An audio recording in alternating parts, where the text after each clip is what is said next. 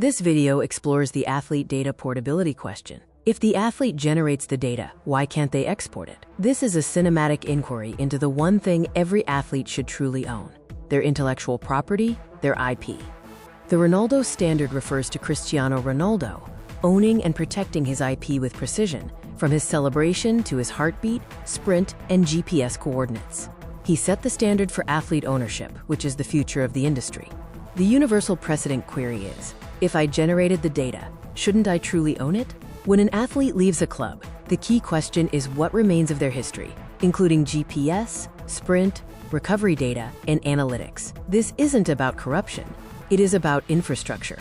The invisible economy in sports is booming. Wearable devices alone are a $98 billion market. However, the only person not invited to participate is the one who creates the product, the athlete. The only thing every athlete should truly own is their intellectual property, like Ronaldo.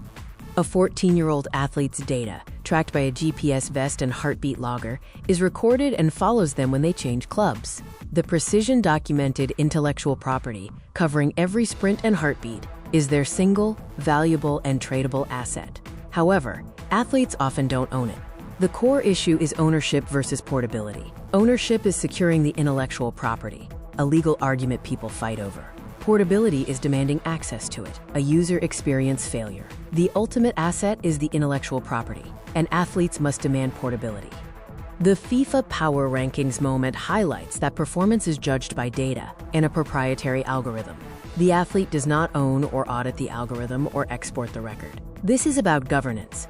Data is now economic identity, impacting contracts and transfers. The data sovereignty gap shows that current structures treat professional data as an employer-managed output. Consent is formal, not substantive, leading to prevailing bargaining inequality. Performance production and optimization feed into institutional control, creating an opaque economic system. Hugs ID is the control layer, the missing infrastructure for athlete data. It establishes one portable identity and 7 rights, including consent, access, correction, audit, portability, explanation, and benefit review. The goal is to ensure the athlete controls the data they generate. The challenge is to establish recognizable infrastructure for athlete data rights. This is vital for players, parents, agents, coaches, club directors, and technologists. Hugs ID is building this infrastructure, offering data portability by default, and enrollment is opening for live testing.